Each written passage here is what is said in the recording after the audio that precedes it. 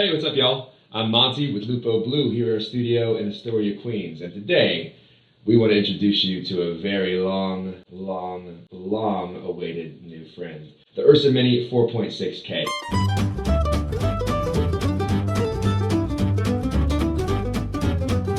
3 years ago tomorrow, we ordered our very first Blackmagic product. It was the Blackmagic Pocket Cinema Camera, which was a nice upgrade into the raw workflow for us from the Panasonic GH2, which we've been using before.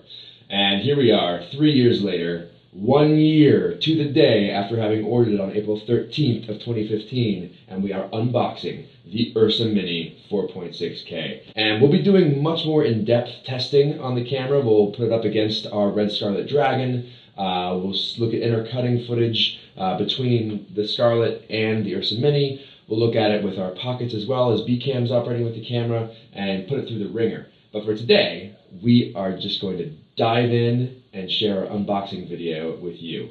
Hope you're ready. I am. Let's do it. Don't need you anymore. And here we go. Let's unleash the URSA. Opening her up. The first thing we see here is this very nice, typical Blackmagic design welcome card. Inside we have the software and manual. Oh, Grant Petty is thanking me for choosing Blackmagic design for my work. Well, Grant, you're very welcome. Thank you for giving me a beautiful, beautiful new toy. And next we come to DaVinci Resolve 12 Studio, the full version. We've got a little dongle in here. I love the word dongle. Who thought of dongle? Oh, this is kind of hard actually to get out of here. Come on. Come on. Oh, there we go. It's beautiful. Beautiful little dongle. I'll definitely be dongling that later. I should probably cut that part out. Okay, enough dongles. We're here to look at one thing, and it's time for her to take center stage. Wow, it's actually quite big. I didn't expect it to be this big. That's what she said. But you know what? Why am I talking about it? I want to touch it. I want to hold it. Let's get it out. Here we go. Oh, look at that. It is, as I've seen on some other videos, it is significantly lighter than I would expect it to be. It's stunning. I mean, look at that. This is like Batmobile sexy. Man. Yeah. Now, as you may already know, it does not flip a full 180, which is unfortunate. What's really nice with this screen is it takes a bit of an effort to turn it. It feels very secure.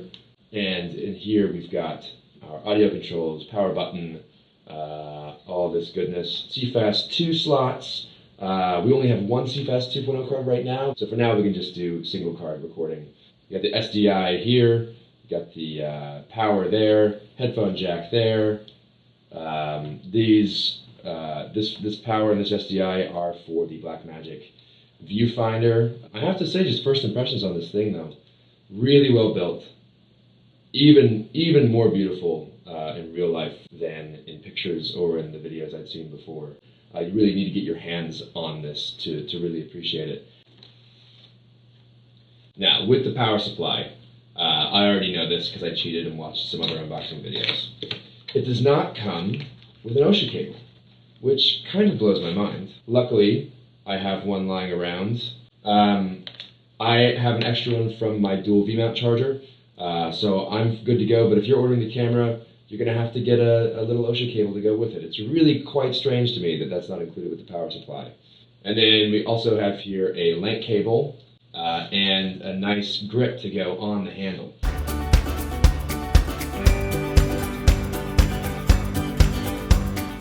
Well, that took comically long. Just so you know, the port's back here.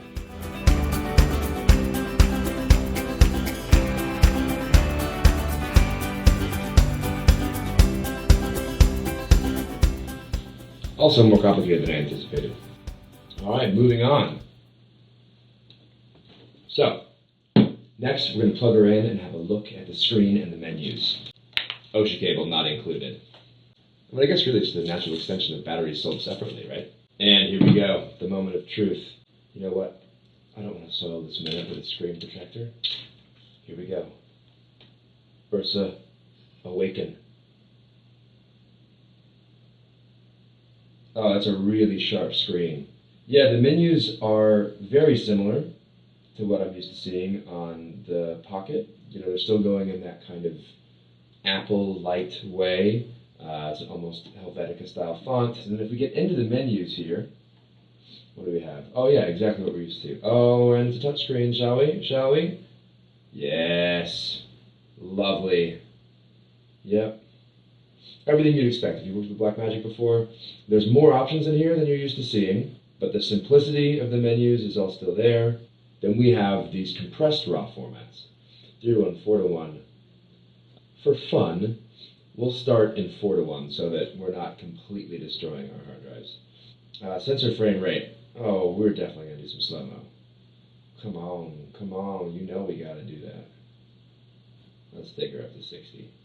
No dual card mode for us, we only have one card so far. Oh, and you can see here in the menu, this is cool. You can see that it is the URSA Mini for the camera. That's a nice simple design icon there. Let's put this screen through the ringer, get a lens on here, and see what the resolution's like.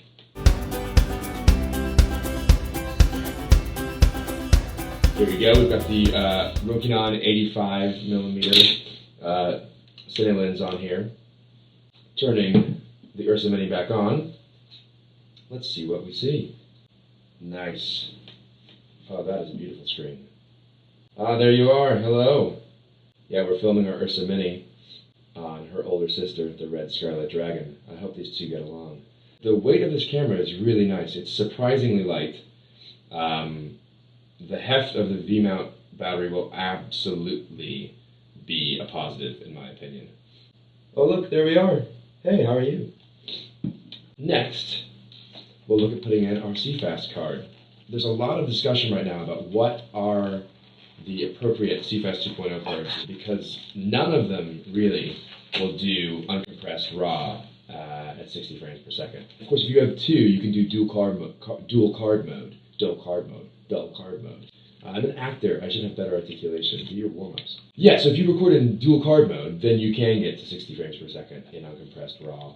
But honestly, I don't know when or why I would ever be shooting uncompressed RAW with this camera. I think I'll always be keeping it at a 3:1 or 4:1 compression on my RAW files. So here we have the Transcend 128 gig CFast 2.0 card. These things are expensive, but the prices are coming down, and you get what you pay for, right?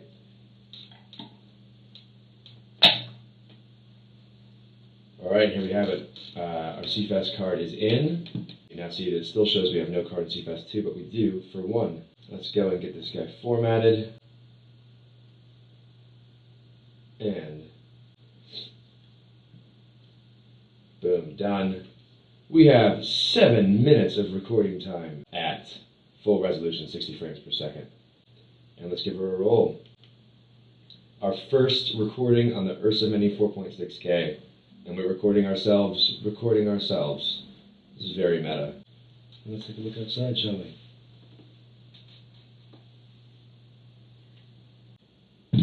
And there we have it. That is our first look at the URSA Mini 4.6K. The only thing left to do now is to mount the V-lock plate on the back.